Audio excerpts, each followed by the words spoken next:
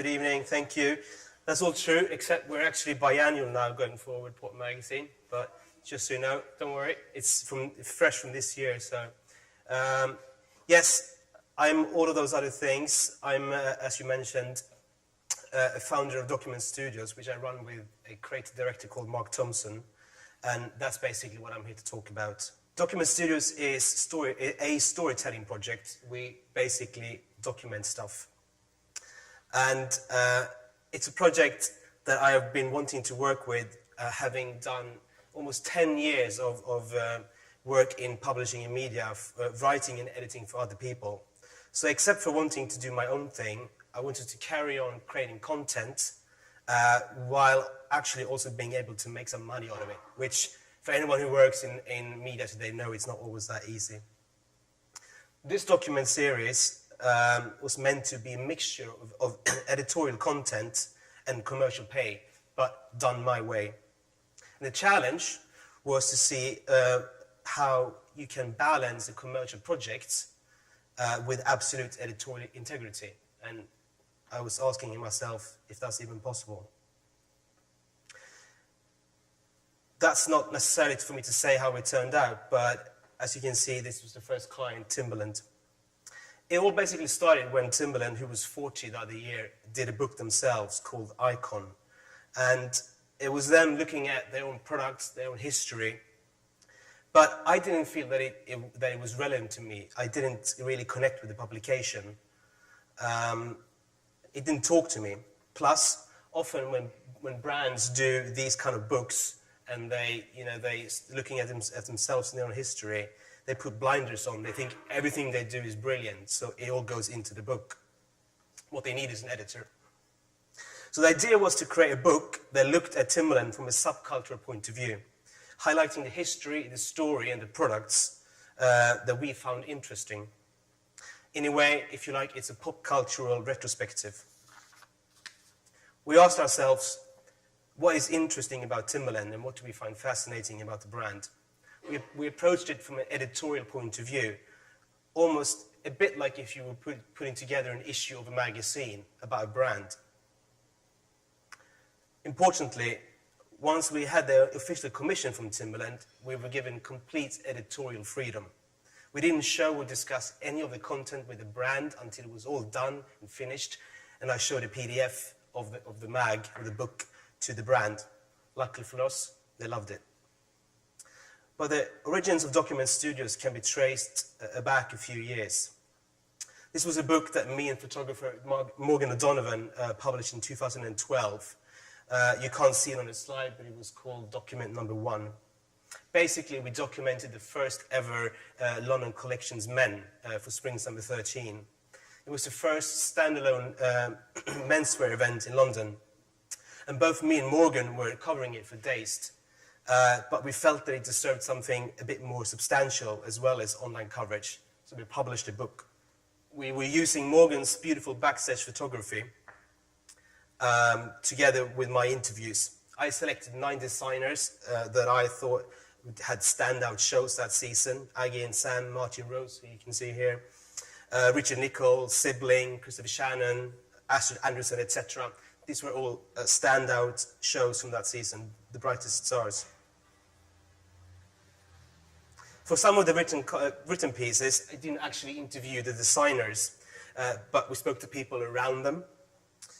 For example, in the Sibling piece, instead of talking to the designers, I sat down with Katie Grand, who's the editor-in-chief of Love magazine, who actually also styled that season of Sibling collection. And that approach we also brought with us when we went into the new document series, as it brings a new perspective onto the topic by us taking a step back and looking at it with a fresh pair of eyes. I suppose it was an unusual project in the sense that it was just me and Morgan, a writer and a photographer. We wanted it to be all about our text and our photography, which you can tell when you've seen the name, Hellqvist and O'Donovan. It's a bit of an arrogant self-promotion tool, but hey, if you don't do it yourself, who's going to do it for you? We did, of course, work with an art director in the end, Charlotte Heel. She art directed Luna magazine, and she's now with Kinfolk. We went for a slightly book-inspired layout, again, to get that kind of proper document feel. And another thing that I brought with me from this first document to the second one is the distribution. This book was printed in 500 copies and were given out to friends, family, and people, colleagues in the industry at a party, actually, just around the corner from here. The Timberland document, to go back to this one, was printed in the same amount of copies and sent out to stylists, writers, photographers, buyers, industry insiders or influencers, as PRs I like to call them. That's the first thing, obviously, we discuss when we sit down with the client, is, except for the topic of the book, but who's the audience and who's the reader. A lot of these documents do well in a limited edition print run aimed at the fashion industry, because document studios as a company have three main objectives: to educate, to inspire, and to create desire. We want people to want to go out and buy these products having read the book. In this case, we try to do that by creating an alternative insight to the brand. We highlighted a few of the areas of its 40-year-old history that we found fascinating. We honed in on Timberland's subcultural connotations, and we sought out what we thought to be the absolutely best products that Timberland's ever produced. First up, though, we went to Portsmouth in New Hampshire on the US East Coast. This is where Timberland was born 40 years ago. You can't see it in these images, but it was still very snowy and quite cold when these shots were taken last spring.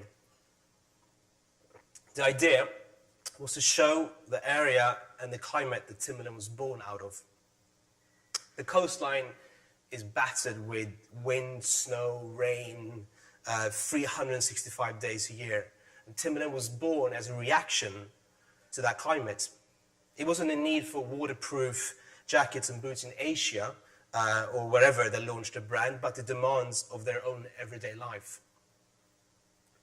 This is, of course, a quite rough edit of what's actually in the book, but these images go back to the subcultural history that I mentioned before. To me, these chapters are very important and actually a big part of why I love the brand in the first place. There's two main movements that Timberland is associated with. Hip-hop in the 90s, of course, and the Italian Panineros. So we tracked this guy down. He lives about 2 hours outside of Milan in a small village. He still designs clothes, but not on the scale that he did in the late 80s and early 90s. Back then, he ran a sweatshirt brand called Best Company, which was then picked up by the Panineros and was part of their uniform. He also designed a quite famous Henry Lloyd sailing jacket. So as you might know, the Panineros were young Milanese kids who liked showing off their scooters, wearing bright Moncler jackets, Levi's jeans, Burlington socks, and Timberland boots. Really, they were just brats. They were rich kids with disposable income at a time when Italy was getting back on its feet after a rough financial patch. And that's what we spoke to Orwell about. He wasn't necessarily pro-Paninero, but he gave a quite unique insight to the political climate at the time and why what they wore was a direct consequence of the current circumstances at the time. But we weren't just obsessed with the past. We wanted to anchor the book in 2015 and make it relevant to readers today as well. So we shot this story. It was photographed by Samuel Bradley and styled by Elgar Johnson, about what the Panineros might look like today if they lived in London right now. So essentially, it's just two kids fooling around in Soho with not a problem in the world to worry about. It was about capturing an energy and an attitude, not both from the Panineros, but also from the brand. The other big Timberland movement took place, as I mentioned, in Brooklyn and Manhattan in the early 90s. Groups like Wu-Tang Clan wore the yellow boots and inspired an entire generation. We tried to tackle that subject in a slightly different way compared to how we looked at the Panineros. This is Ronie Feig. He is an independent footwear designer living in New York, and in the past he has collaborated with Timberland on some boots. But we spoke to him about selling Timberland boots to hip-hoppers in the 90s from a store on 8th Street between 5th and 6th Avenue. On Saturdays, JC would come in and buy boots of him. And in between, you had people from all the boroughs in New York coming in, buying different boots, depending on where you lived. So if you were in Brooklyn, you buy Chuckers, and if you're in Queens, you're buying yellow boots. And they didn't ask for yellow boots or Chucker boots. They used the color codes or the style numbers. That was their language. This is where Wu-Tang came to get their boots. So it was an interesting perspective on that scene. Another aspect of the document that I touched upon in the first book was to get people from other pop cultural spheres to share their opinions, experiences, and knowledge. Here's menswear designer Patrick Orwell talking about how he discovered Timberland. It wasn't all Wu-Tang Clan and the hip-hop scene that people got into Timberland from. Patrick, for example, he grew up in San Francisco. He listened to grunge bands in the 90s. That was his way in.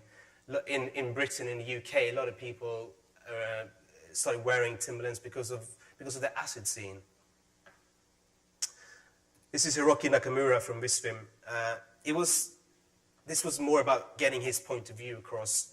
As a respected and influential designer for a worldwide brand, his opinion is relevant.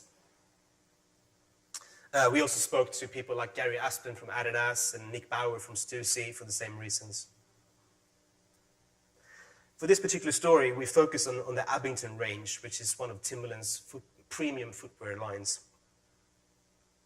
We photographed Jason Jules in Epping Forest wearing the boots, but we also elevated the brand by putting him in Givenchy and Watanabe, like these example shows.